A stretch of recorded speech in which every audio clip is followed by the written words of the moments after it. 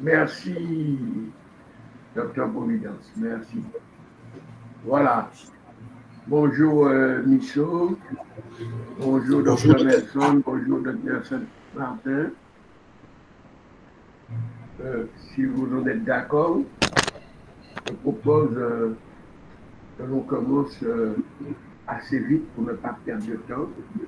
Notre première soutenance de ce jeudi 4 septembre est faite par l'étudiant Michaud Sylvens.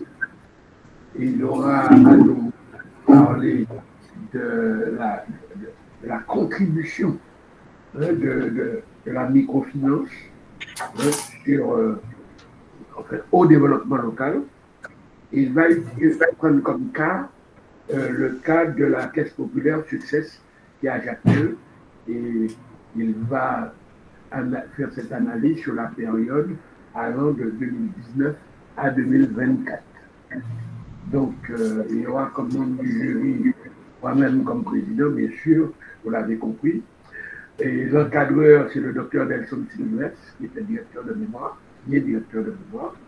Et comme rapporteur, le docteur Jules-Marie Saint-Martin. S'il n'y a pas d'objection, je propose à Michaud de prendre la parole pendant 10 minutes. Ensuite, il écoutera les remarques des uns et des autres, les questions des uns et des autres membres du jury, et il répondra dans l'ordre. Allez, tu as la parole. Bonsoir, le président du jury, messieurs les membres du jury, chers collègues, étudiants et invités. Avant d'entrer dans le vif du sujet, permettez-moi de vous remercier pour votre présence et aujourd'hui pour l'attention portée à cette soutenance.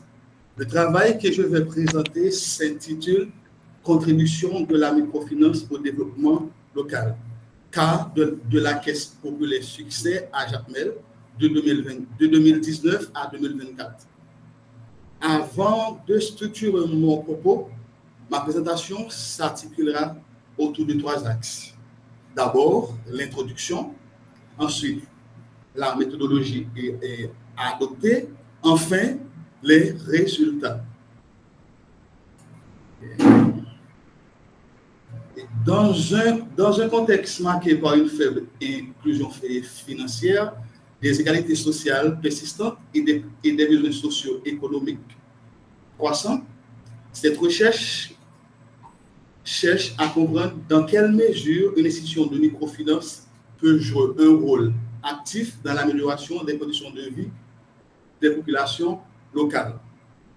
À partir de ce constat, la question centrale pose: les crédits octroyés par la Caisse populaire Succès contribuent-ils réellement à améliorer les conditions de vie de ses membres? Autrement dit, il s'agit de déterminer si l'action de cette institution dépasse le simple acte de prêt ou s'inscrire dans une dynamique de transformation sociale. Et en réponse à cette interrogation, l'octroi de crédit par la Caisse populaire Succès participe-t-il de manière significative à des conditions sociaux de santé? Dans cette même perspective, l'objectif général poursuivi cette étude est clair: analyser la contribution de la Caisse populaire Succès au développement socio-économique de la commune de Jacmel entre 2019 et 2024. Afin d'opérationnaliser cette ambition, 2 objectifs spécifiques ont été définis. D'une part, il s'agit d'évaluer l'impact de l'obtention de crédit par des sociétaires sur la création de richesses et l'accès aux besoins fondamentaux. D'autre part, cette recherche vise à analyser si la croissance de la microfinance s'accompagne d'une amélioration réelle simultanée des conditions de vie, notamment en ce qui concerne la création d'emplois, l'augmentation des revenus, la constitution d'actifs ainsi que l'accès à l'éducation et aux santé. Afin de répondre à notre problématique, nous avons adopté pour une méthodologie mixte intégrant à la fois des données quantitatives et des données qualitatives dans le cadre d'une approche dite convergente. D'un côté, les données quantitatives ont été recueillies à l'aide de questionnaires structurés administrés à un échantillon de 100 sociétaires de crédit entre 2019 et 2024. De l'autre côté, les données quantitatives obtenues à travers des entretiens approfondis des résultats. Le terrain d'enquête est la commune de Jacmel. L'échantillon a été constitué par échantillonnage aléatoire simple afin de garantir la représentativité des profils interrogés. Le questionnaire portait sur 3 axes: le profil des emprunteurs, le type d'activité financée, l'impact perçu des crédits, et les données quantitatives ont été traitées via Excel, tandis que les données qualitatives font l'objet d'une analyse thématique. Enfin, toutes les considérations éthiques ont été respectées: consentement éclairé, anonymat des participants, neutralité dans l'analyse et confidentialité des données recueillies. Passons maintenant à la présentation des résultats majeurs en lien avec nos hypothèses. Premier constat, 60% des répondants sont des femmes, ce qui confirme le rôle central dans les démarches de la microfinance. Cela peut expliquer que la plus grande stabilité économique et sociale favorise l'accès au crédit.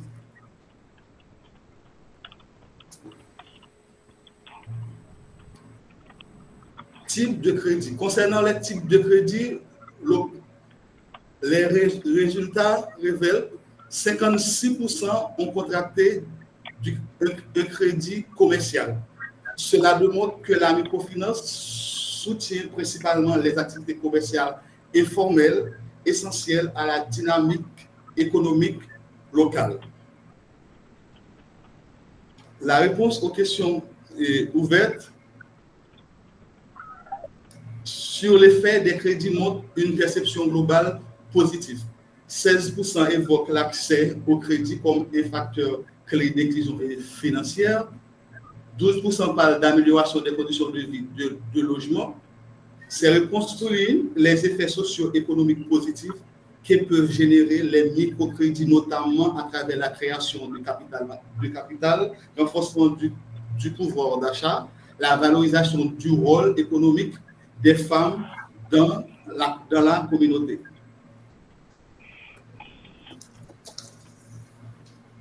Les suggestions recueillies de mieux comprendre les attentes des bénéficiaires. 26% souhaitent une réduction des taux d'intérêt, 8% demandent un versement régulier de ristourne, 6% évoquent un besoin de valorisation des clients. Ces remarques traduisent un désir fort d'amélioration de l'accompagnement, de la reconnaissance et de la flexibilité dans les pratiques de crédit. Sur le plan institutionnel, la Caisse populaire Succès a connu une croissance significative. L'actif de 555,6 millions passant de 975 millions en 2024. L'épargne mobilisée plus de 60%, le portefeuille de crédit 58% et le nombre de membres plus de 32%. L'effectif des employés de 45 à 52. Enfin, les indicateurs de qualité du portefeuille, notamment les taux perçus, le portefeuille à risque, montrent une maîtrise relative du risque, bien que certaines fluctuations justifient la nécessité d'un suivi renforcé et de pilotage prudent. En somme, les résultats obtenus confirment l'hypothèse. Des pistes de solutions sont formulées de la manière suivante: et adapter les produits aux besoins spécifiques des jeunes femmes, populations rurales. réduire les taux d'intérêt pour améliorer la rentabilité réelle des projets financés, renforcer l'accompagnement non financier, notamment via des formations en gestion et éducation financière. En définitive, cette démarche met en lumière le potentiel de transformation socio-économique de la microfinance tout en soulignant les limites à surmonter pour renforcer son efficacité. Je vous remercie sincèrement pour votre attention et je reste à votre disposition pour apporter des précisions complémentaires. Merci. Merci, Michaud, pour ton exposé. Alors, c'était pas très fluent, hein, quand même. Tu ne parles pas souvent, tu ne t'exprimes pas souvent à l'oral. Hein. On voit. Mais en fait, on a bien compris. J'ai bien suivi. Alors, si c'est bon pour toi, tu peux prendre? Oui, aucun problème. Et je salue donc Dr Nelson Sylvestre, mon collègue, et Dr Célimène. Et je félicite l'étudiant Nisso Sylvestre donc, pour ce travail. Et normalement, globalement, donc, le travail donc, est acceptable. Et l'étudiant a respecté généralement les règles donc, pour la rédaction donc, d'un mémoire. Et son niveau d'écriture, globalement, est potable, mais à mon avis, il mérite d'être soigné dans plusieurs endroits du texte. Et dans le corps du texte, par exemple, beaucoup de paragraphes comportent seulement 1 à 2 phrases. Donc, il faut regrouper ces phrases pour faire des paragraphes, à mon avis, plus soutenus.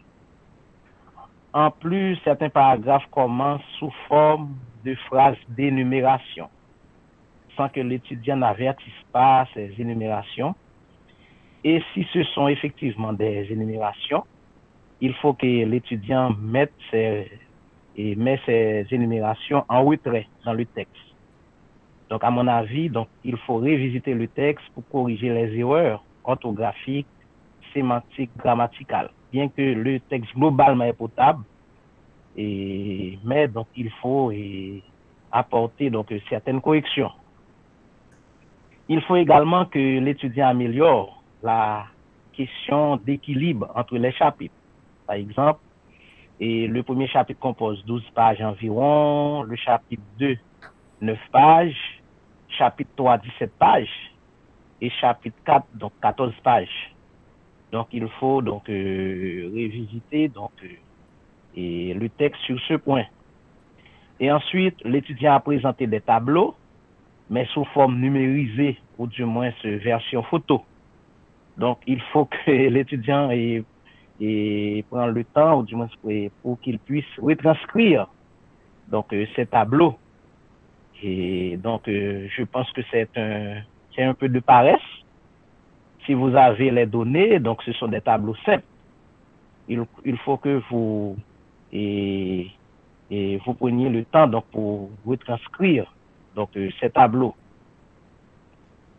Je trouve que la présentation de la bibliographie de l'étudiant est correcte, mais je ne trouve pas d'auteur haïtien qui travaille dans les domaines de microfinance et de développement local tellement. Par exemple, Dr Providence donc, a beaucoup de publications donc, sur le développement local. Il en est de même de moi. Donc, d'ailleurs, ma thèse se porte sur le développement local.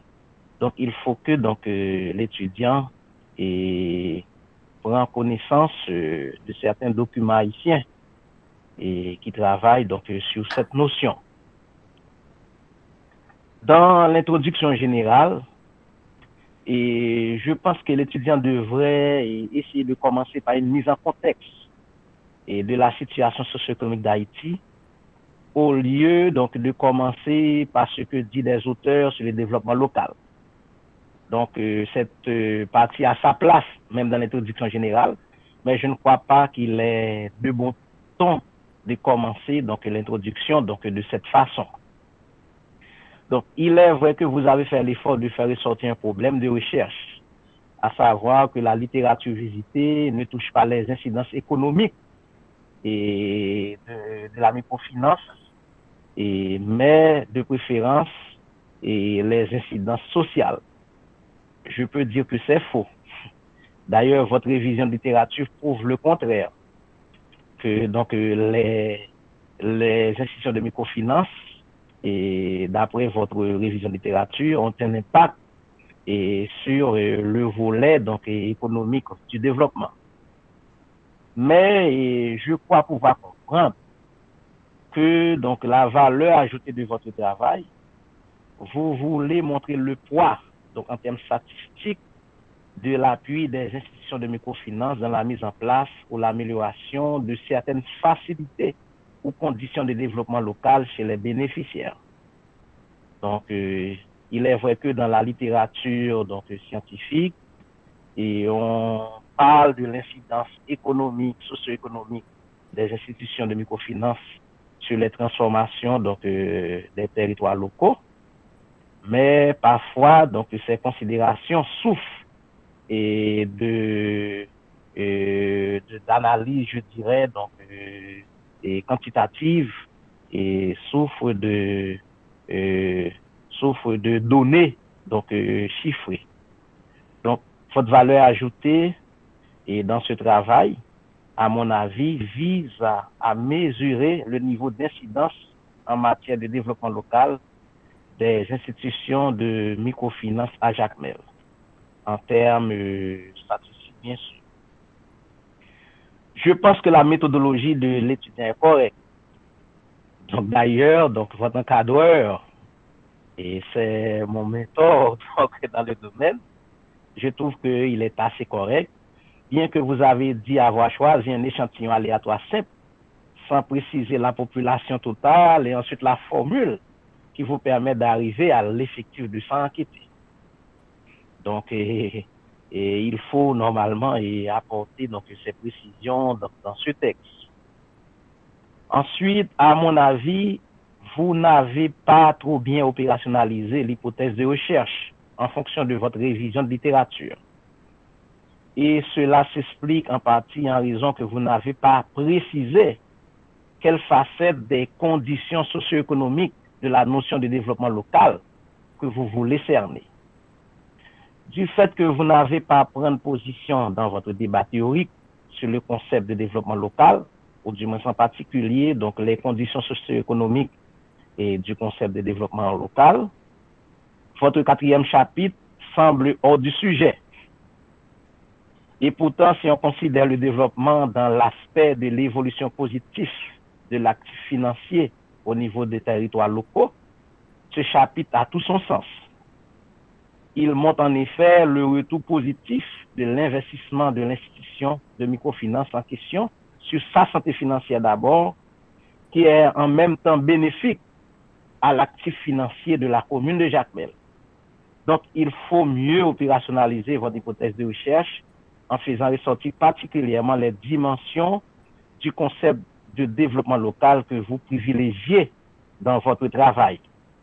D'ailleurs, je me demande, est-ce qu'il est nécessaire d'avoir un 4e chapitre si on opérationnalise bien donc, votre hypothèse de recherche?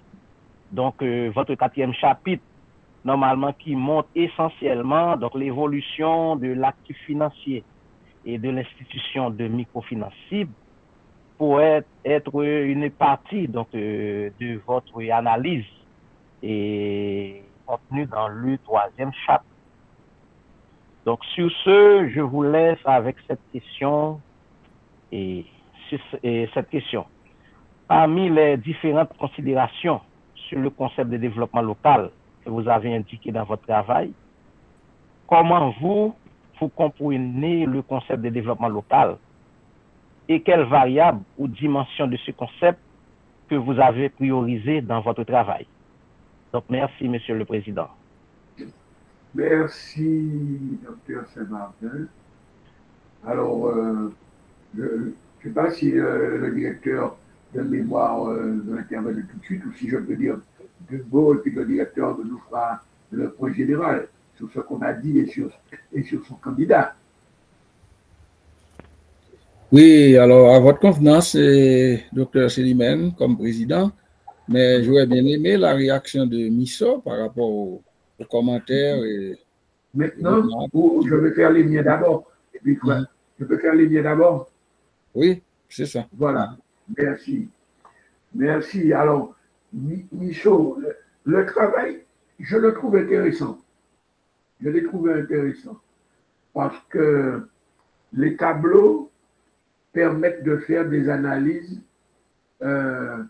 assez pertinentes, mais surtout, même si tu n'as pas toujours vu les liens entre les tableaux 29, 25, 23, 22, etc., il y a des liens. Hein? Mais les tableaux sont très intéressants et malheureusement, et je voulais le dire, mais le docteur Martin l'a déjà dit, moi je crois que ce n'est pas la paresse qui t'a fait mettre les tableaux imprimés et non pas faire l'effort de faire un truc propre. Hein, tu les as sortis de l'imprimante et tu les as mis. Moi je pense que c'est parce que tu étais pris par le temps. Tu t'es endormi d'octobre à février-mars et tu t'es réveillé et puis tu t'es dit il faut que je termine. Donc, alors je ne sais pas si la paresse s'est opérée pendant la période de travail, c'est-à-dire entre février et mars à juin, où tu devais rendre ton travail, ou si la paresse s'est positionnée avant, dans la période de sommeil. Mais tu as plus été pris par le temps, ça se sent, ça se voit, que par la paresse. Moi, je ne crois pas que tu sois si paresseux que ça. Moi, je trouve que ton travail, est, le rapporteur l'a dit, est bien propre, est bien présenté, il est propre. Tu as essayé de respecter les règles, ton travail est propre. Hein? Et tu montres comment la microfinance permet, et c'est fait pour ça d'ailleurs, c'est fait pour ça, la microfinance, c'est permettre non seulement aux agents, je dirais les agents exclus du système financier, non seulement leur permettre de s'améliorer, de se développer, d'améliorer leur niveau de vie, mais ça permet aussi à cette frange de la population de sortir de l'exclusion. Hein? D'où l'inclusion financière hein, que tu as pu démontrer grâce au microcrédit. Je trouve que sur 5 ans, 100 salariés sur 5 ans, bon, ça reste correct pour 100 sociétaires, pardon, 100 sociétaires sur 5 ans, c'est pas un échantillon extraordinaire, mais ça permet de tirer quelques éléments. Et quand on regarde les différents tableaux, on peut dire grosso modo, comme les banques, eh bien, la caisse populaire a joué son rôle, parce que les banques comme les caisses populaires, leur rôle c'est quoi? C'est le financement de l'économie. Hein? On va dire ça comme ça. C'est le financement de l'économie. Et visiblement, on dirait que la caisse populaire a réussi, si on regarde l'évolution des chiffres que tu as dans le tableau, on constate qu'il y a une évolution permanente à financer l'économie et il n'y a pas de chute des financements, mais une évolution soutenue et régulière. Hein? Une évolution soutenue et régulière à la fois. Dans tes tableaux, tu parles d'accès inégal au crédit, mais je te dirais que ce n'est pas la caisse populaire seulement. Hein. Quand tu dis que les gens, en fait, tu soulignes qu'il y a un accès inégal au crédit, mais partout dans le monde. Si tu ne remplis pas les conditions pour qu'on te finance ce que tu demandes, eh bien, alors que l'autre remplit les conditions, tu vois bien que tu ne seras pas élu. Hein? Mais ça, ce n'est pas propre à la caisse populaire. D'accord? Il faut savoir que c'est partout. Il faut remplir un certain nombre de critères. Là aussi, sur le taux d'intérêt, je vois que tu soulignes que les clients demandent les sociétaires demandent de baisser le taux d'intérêt. Je te dirais, tu mettrais le taux d'intérêt à 0,5, ils le demanderaient. Donc, ce n'est pas vraiment un indicateur. Partout, on demande, tout sociétaire demande une baisse du taux d'intérêt. Parce qu'il est de l'autre côté du mur. Il n'est pas de l'autre côté du mur. Il est de son côté du mur. Donc, c'est normal. Et donc, par contre, le suivi de crédit, on va revenir dessus, le suivi de crédit peut expliquer des phénomènes de délinquance financière. C'est le des tableaux dont on va parler. Et, on voit bien que dans les tableaux 22-23, quand on les met en parallèle, j'essaie de les retrouver. Quand on les met en parallèle, on sent bien, c'est pas pour critiquer tes patrons, hein, mais pour dire quand même, quand on regarde les tableaux, je te les prends, bon, on voit bien hein, les tableaux 18, l'épargne qui s'améliore de façon régulière, hein, le patrimoine qui de façon régulière s'améliore, on voit le portefeuille qui s'améliore de façon régulière sur chaque période, hein, tout ça c'est bien, ça prouve que la maison est saine, la maison est saine. Mais quand on regarde le taux de délinquance et qu'on met le taux de délinquance qui est en 22-23, qui est sorti de 2,8 et en 2020-21 à 4,23 en 21-22, passe carrément à 7, près de 8, 7,9 en 22-23. Et est resté quand même toujours là, c'est les reliquats de 22-23 qui sont sur 23-24. Hein, on voit qu'on passe à un taux de délinquance important, mais quand on relie ce tableau 22-23 au tableau 22, si on le relie au tableau 23, et on remarque que le taux de délinquance est arrivé au moment où on a une forte évolution des membres, de 3000 environ, de 3000 membres supplémentaires, mais durant la même période, les employés, le nombre d'employés a diminué. Donc, il y a eu des gains de productivité, si tu veux, parce qu'il y a plus de membres, mais moins d'employés. Et ce n'est qu'après, qu'en 23-24, que le nombre d'employés augmente, quand on a constaté qu'en 22-23, la quantité de délinquance augmentait. Pourquoi la direction n'a pas anticipé ce phénomène-là? Le taux de délinquance est arrivé et après, on augmente le nombre d'employés. Alors que c'est parce que le nombre d'employés n'a pas suivi le nombre de membres qui a eu l'augmentation. Et c'est ce lien entre ces trois tableaux manque un peu. Hein? Le lien entre les trois tableaux, tableau 22, 23 et 25. D'accord? Il y a une augmentation du taux de délinquance. En même période, la même période, il y a une augmentation du nombre de membres. Et au même moment, on constate que le nombre d'employés n'a pas augmenté, mais ce n'est qu'après, lorsqu'on a constaté qu'il y avait une augmentation du nombre de délinquances financières. Donc, est-ce que c'est parce qu'il n'y a pas eu de suivi, parce qu'il manquait du personnel, hein? Donc, il y a eu un gain de productivité, mais perte financière de l'autre côté. Donc, c'est ce lien qui m'a manqué dans ton travail, mais les tableaux sont très parlants.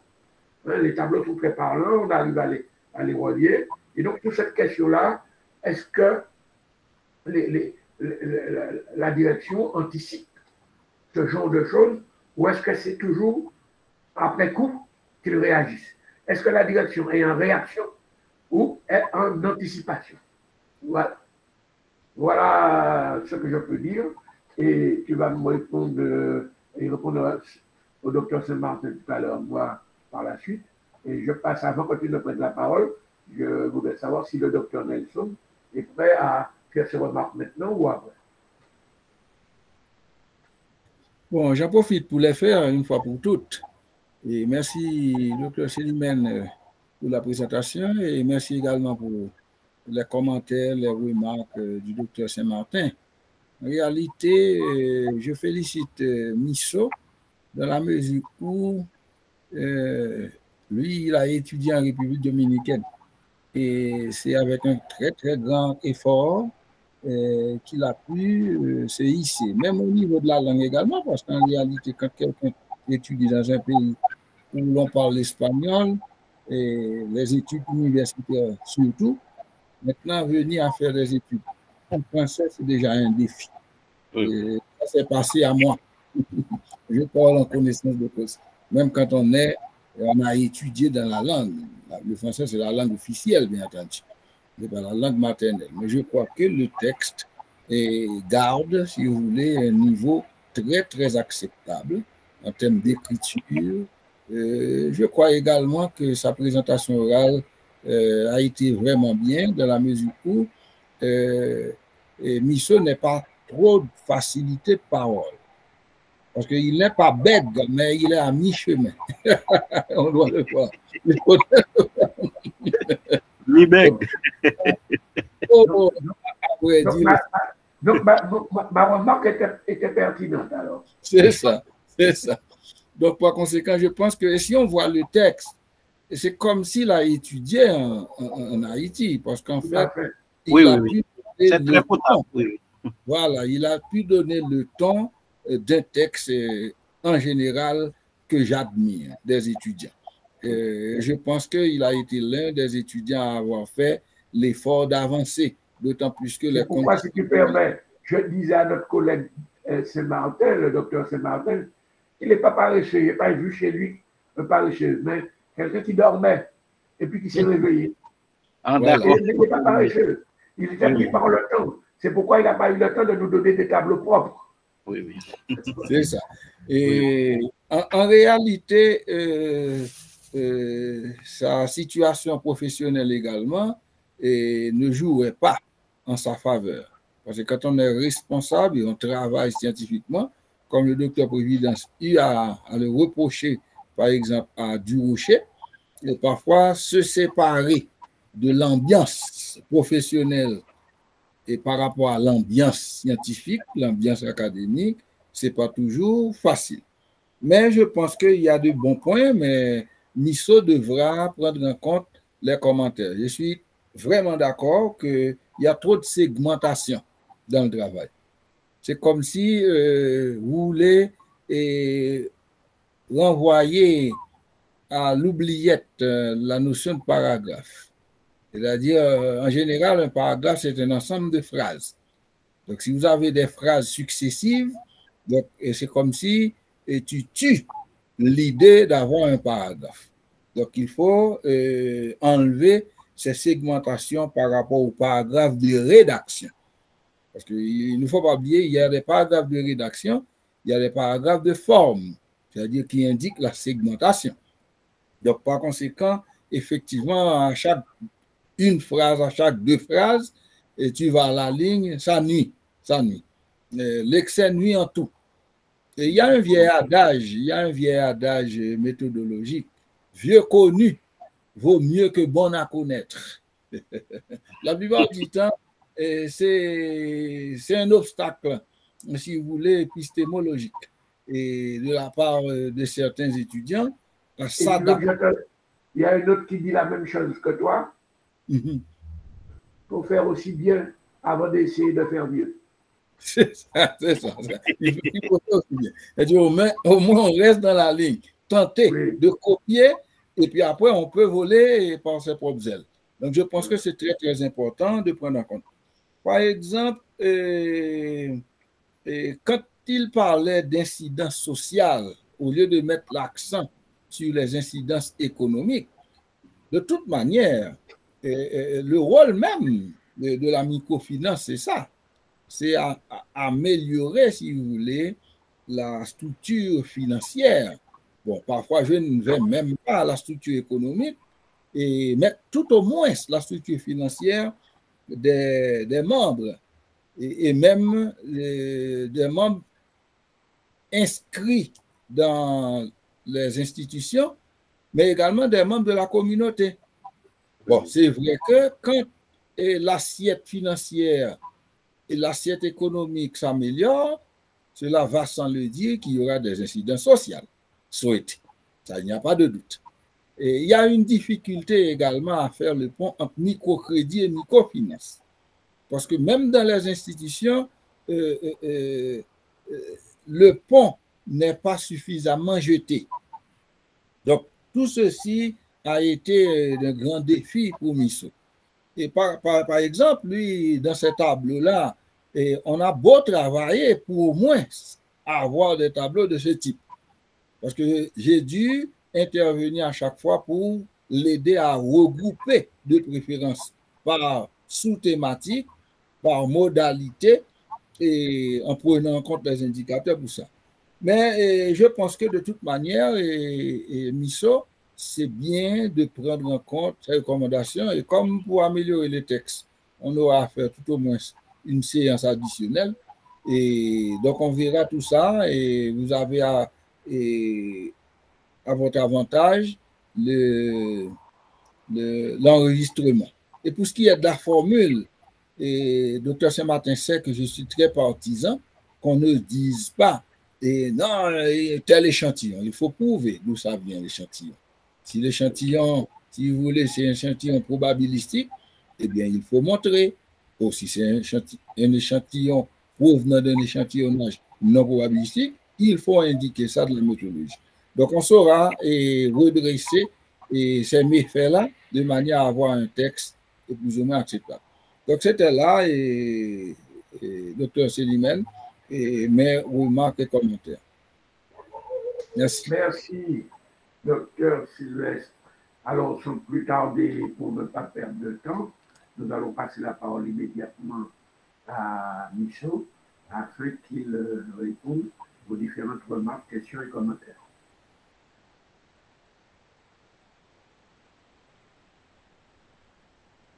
Ouvre ton micro.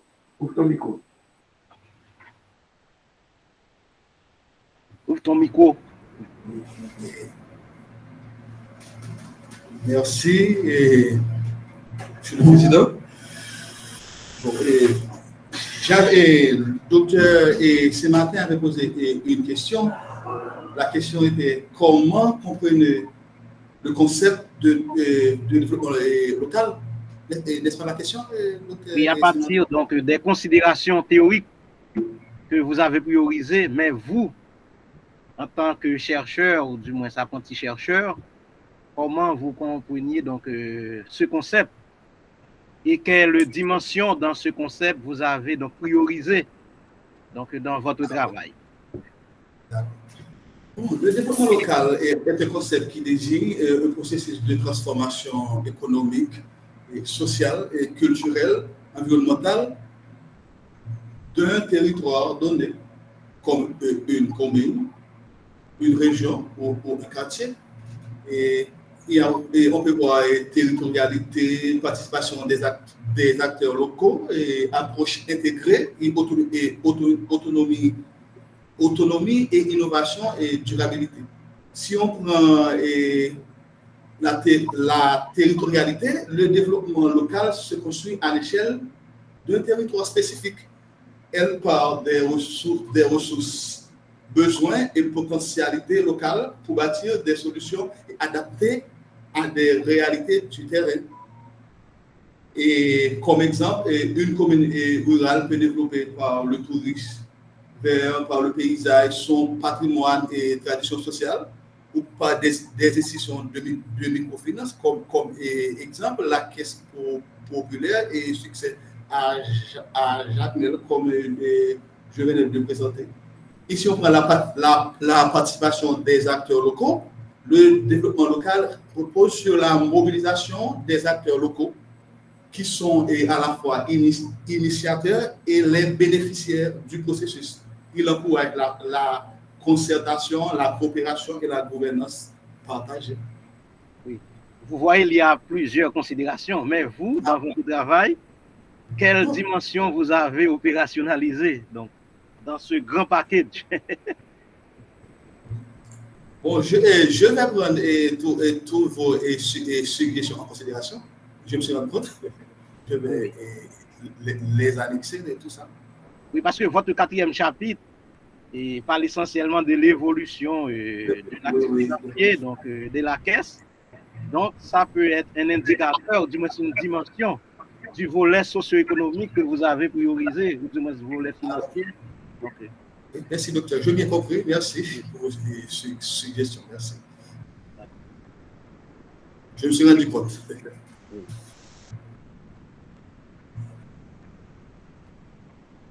D'accord, Fred? Non, mais il n'a pas fini. Il a un problème de connexion, il n'a pas terminé. Je suis là. Oui, mais tu n'as pas terminé. Il y avait d'autres questions? Oui, je t'ai parlé de la direction, comment elle fonctionne. Est-ce qu'elle fonctionne pas? Votre question, c'est la direction, comment elle fonctionne? Par rapport au tableau. On voit bien qu'il y a un problème. Ah, ok.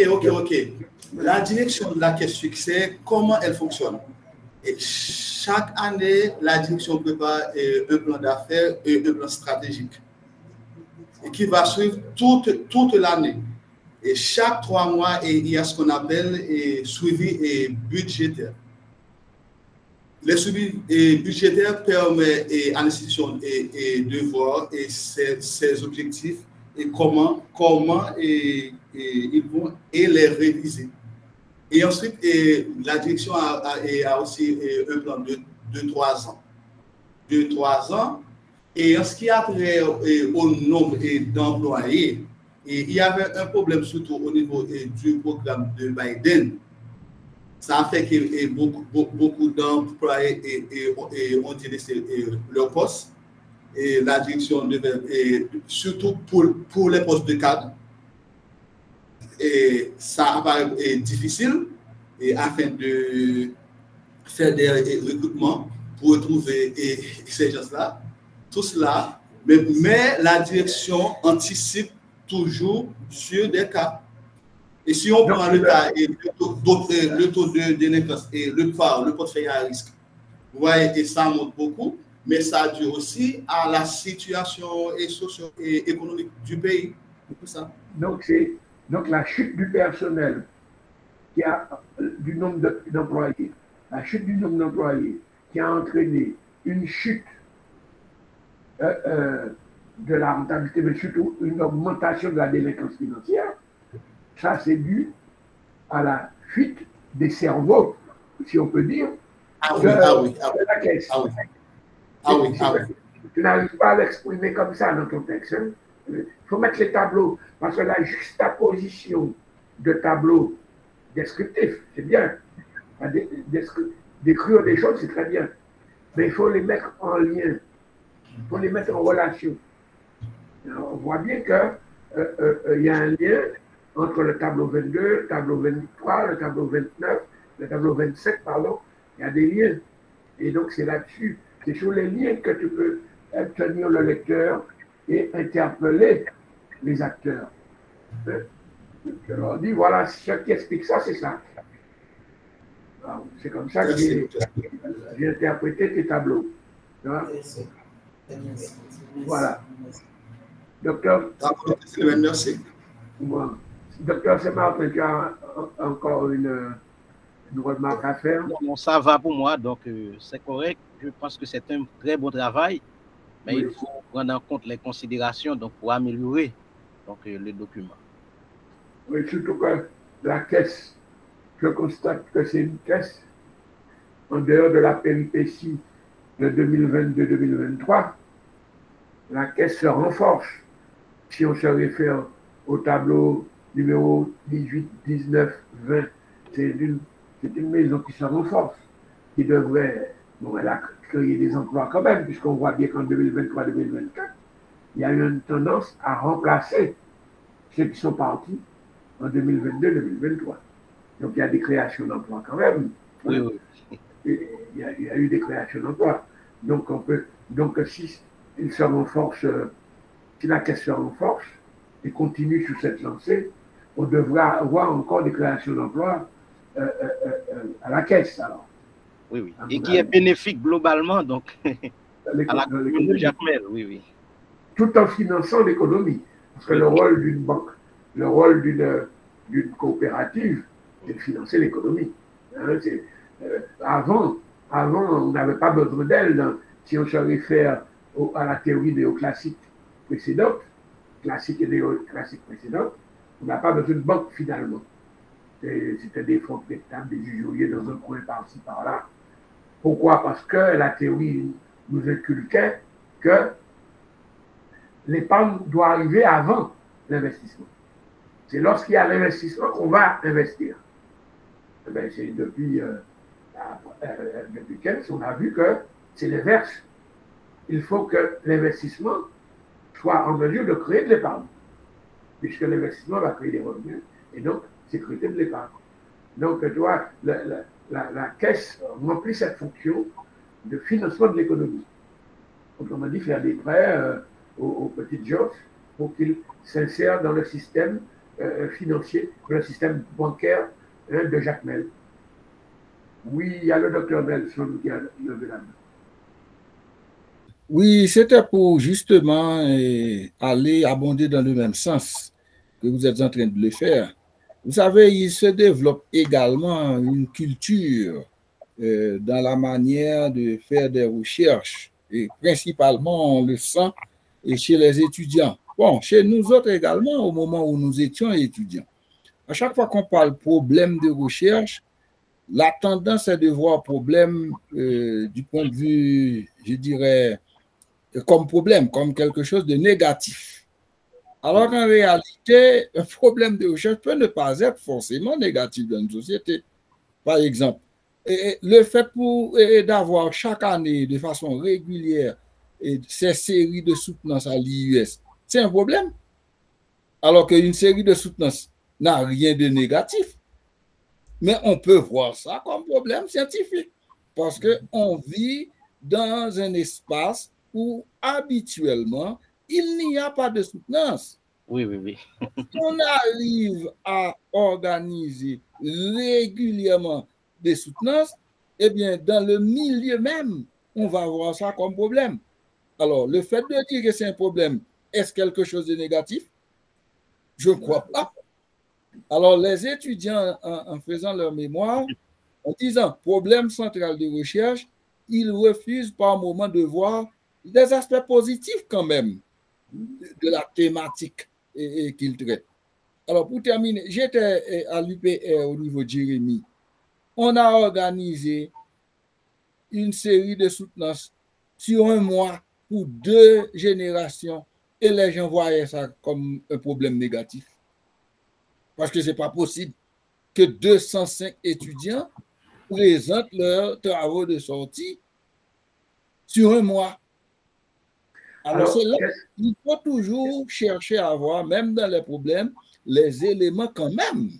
Qu'est-ce que tu dirais des universités où je suis passé, où il y a 200 soutenances par an chaque année? Et maintenant, mais en Haïti, on verrait ça comme problème. Mais on fait à chaque fois des cérémonies de graduation sans grade.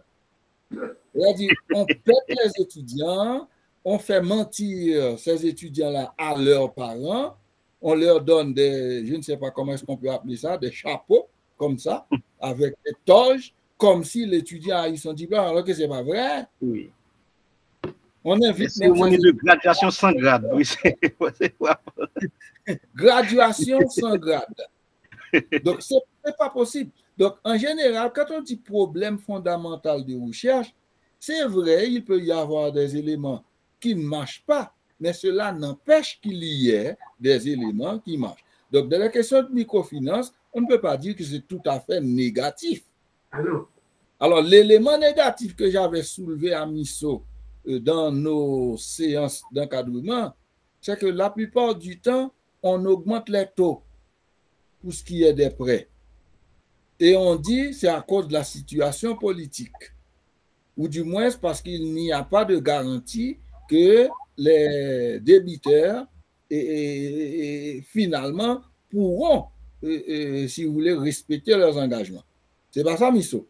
Mais j'avais dit que l'institution devrait trouver un autre mécanisme au lieu de recourir à chaque fois à l'augmentation des taux, parce que finalement, ce serait comme on le voit souvent, vous qui venez à mon entreprise, je vais rapidement vous tuer. Parce que les autres qui viennent et qui ne respectent pas l'engagement. Par exemple, nous ne pouvons pas faire ça à l'IUS. Est-ce que parce que nous essayons d'offrir quelque chose aux étudiants et nous allons monter les prix? J'avais dit ça, mais Misso m'avait répondu que dans le système, ce n'est pas vrai, ce n'est pas aussi facile parce que l'État ne garantit rien à ces institutions.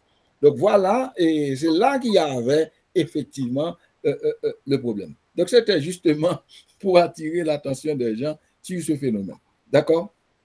Alors, je n'ai pas mis le doigt sur le taux d'intérêt, un peu volontairement parce qu'on n'a pas beaucoup de temps, mais il faut savoir que le taux d'intérêt qui est forcément trop élevé pour l'économie, mais c'est un prix, le taux d'intérêt.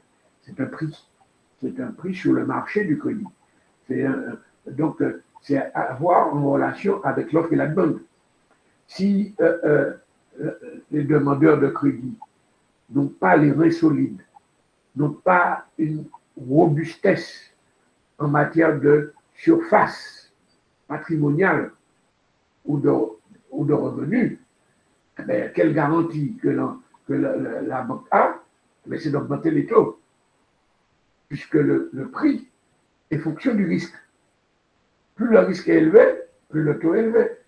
Et comme on s'adresse à des gens qui ont beaucoup de risques, il faut le dire, c'est des gens en difficulté, c'est des gens qui ont des risques, donc forcément, tu auras du mal à trouver des taux très bas, alors que le demandeur est un agent, un acteur à risque. Et la banque ajuste ses prix en fonction du risque du demandeur. D'accord? Ça, c'est encore un point qu'il fallait développer aussi, mais enfin, c'est bien qu'on ait eu cette petite discussion, ça a permis de couvrir un peu plus de champs. Voilà, donc Jude, je ne sais pas si tu as quelque chose à rajouter. Docteur Nelson Sylvestre, est-ce que tu as quelque chose à rajouter? Rien à ajouter, Fred. Merci. Rien également à ajouter. Alors, Michaud, est-ce que tu as un dernier mot à dire là? Tu as la parole. Merci, Monsieur le Président. Bon, d'abord, je tiens à exprimer ma profonde gratitude à toutes les personnes qui ont contribué de près ou de loin à la réalisation de ce mémoire et à l'aboutissement de ma soutenance. Tout d'abord, je remercie vivement mon directeur de mémoire, Dr. Sylvestre, pour sa disponibilité, ses conseils éclairés, sa rigueur scientifique et son accompagnement tout au long de ce travail. Son encadrement a été essentiel à la qualité de ce mémoire. Je remercie également les membres du jury pour l'intérêt qu'ils ont apporté à mon travail, les observations constructives et le temps qu'ils m'ont consacré lors de la soutenance. Et je voulais remercier d'une façon spéciale à Dr. Fred Célinet. Au début, je me disais comment je vais faire pour tolérer Dr. Célinet. Mais par contre, au fond, je trouve que Dr. Célinet est un homme de grand cœur. Et il a toujours des chances à donner aux personnes. Ça, je dis un grand merci. Et merci encore à Dr. Fred Célinet. Je n'oublie pas mes collègues et camarades de promotion et amis pour le soutien moral, les échanges enrichissants et les moments partagés durant cette période. Et enfin, je remercie du fond du cœur ma famille, et en particulier mes parents, conjoints, frères, chefs, pour leur patience, leur encouragement constant, leur soutien moral et matériel tout au long de mon parcours académique. Et enfin, je remercie Dr. Saint-Martin pour ses suggestions, ses remarques, ses conseils éclairés. À toutes et à toutes, un grand merci. Merci Michaud, et puis merci pour tes mots sympathiques, mais il n'y a pas d'incompatibilité entre la dimension de l'âme et du cœur et son attachement viscéral au règles universitaires. Il n'y a pas d'incompatibilité. Allez, je te souhaite bon courage pour le reste. Bon courage. Merci, docteur. Merci. Alors, je passe la parole au prochain président. Je crois que c'est le docteur Saint-Martin, le prochain président. Malheureusement, donc, et Providence va assurer donc, ma responsabilité parce que j'ai donc une urgence de dernière minute. D'accord. Voilà. Alors, on arrête l'enregistrement. Bonsoir, bonsoir tout le monde. Bonsoir Fred. Bonsoir Nelson. Et bonsoir je crois avoir vu d'autres collègues. Je crois que le professeur Join est avec nous. Bon, on va